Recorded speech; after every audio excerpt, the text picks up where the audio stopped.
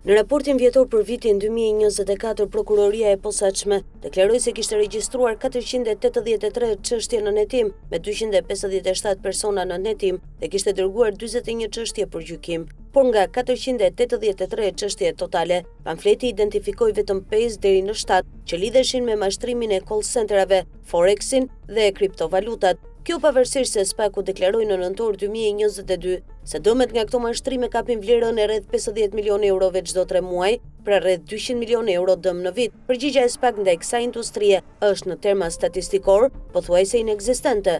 Në mars 2026, asnjë organizator i nivelit të lartë nuk është dënuar përfundimisht. Armand Josifi, të cilin SPAK e identifikoi si drejtues të një rrjeti që shkaktonte 50 milionë euro dëm në 3 mujor, jeton i lirë në Dubai. Vëllezërit Prekaj, organizatorët e Balkans Pro, janë në kërkim që nga janari 2026. Pamfleti kreu një kërkim të plot dhe arriti të identifikojë të gjitha dosjet penale të regjistruara për mashtrim me call center, Forex dhe kriptovaluta që kanë kaluar nga SPAK nga viti 2022 deri në mars 2026. Dosja e parë, Milton Group, grupi Josifi. Procedimi u regjistrua në vitin 2020. Operacioni u finalizua në nëntor 2022 kur u kontrolluan 15 call centera në disa vende. Në Shqipëri u pastisën 6 call center, 4 persona u arrestuan. SPAK dërgoi për gjykim 5 persona në shkurt 2025. Dëmi dokumentuar 6.1 milion euro. Organizatori kryesor Armand Josifi, ish këshilltar i ministres Olta Xhaçka, bashkëthemeluesi një kompanie me Olsi Ramën,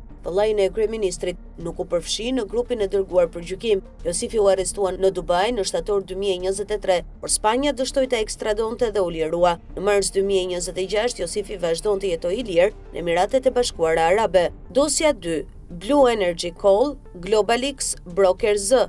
Procedimi u regjistrua në dhjetor 2021. Në mars 2022, SPAK bastisi ambientet e kompanisë në Tiranë. 13 pandeur u dërguan për gjykim në qershor 2023. GKKO dënoi kryesuesit me 11 vjet burg secilin në korrik 2024, por në prill 2025, gjykata e posaçme e apelit prishi vendimin e dërgoi çështjen për rigjykim. Në mars 2026, ata presin rigjykim. Dosja 3, grupi Domi Mici. Procedimi u regjistrua në vitin 2021. Operacioni u finalizua në dhjetor 2022. Dëmi i dokumentuar 15 milion euro. GKKO dënoi organizatorët me 8 dhe 7.4 vite burg, por apeli e rrëzoi vendimin duke rikthyer çështjen për rigjykim. Në mars 2026, ata presin rigjykimin. Dosja 4, Operacioni Pandora. Procedimi u finalizua në korrik 2024. Dëmi dokumentuar 365.000 euro. Në mars 2026, nuk ka informacione se çështja është dërguar për gjykim. Dosja 5, Balkans Pro, vëllezërit Prekaj. Në janar 2026, SPAK bastisi call centerin Balkans Pro. 6 operator u arrestuan. 3 pronarët Alfred Agim dhe Arjan Prekaj mbetën në kërkim. SPAK dërgoi për gjykim 17 persona të akuzuar për zhvatjen e 4.7 milion eurove nga rreth 1200 shtetas italian. Në mars 2026, vëllezërit Prekaj vazhdojnë të jenë në kërkim. Dosja 6, Kapital SHPK 1001, Rafael Genish. Kjo dosje u hetua nga Prokuroria e Tiranës. 39 të pandeur u dërguan për gjyq në nëntor 2024. Në mars 2026, gjykimi është në vazhdim. Bilanci 4 vjet 0 dënime përfundimtare. Në mars 2026, bilanci është të paktën 7 dosje të regjistruara,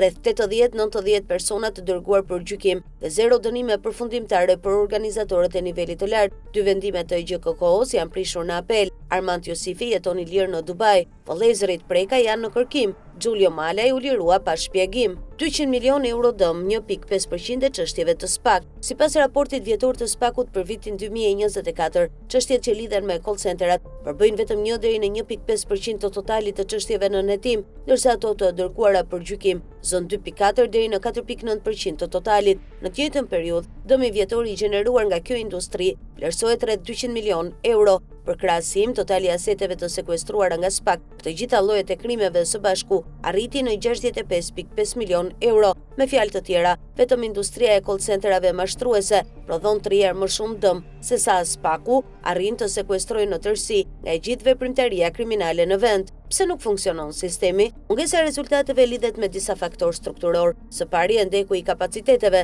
SPA ka rreth 17 prokuror për gjitha llojet e krimit, ndërsa mashtrimi kibernetik është teknikisht i komplikuar dhe kërkon burime të mëdha njerëzore dhe teknike.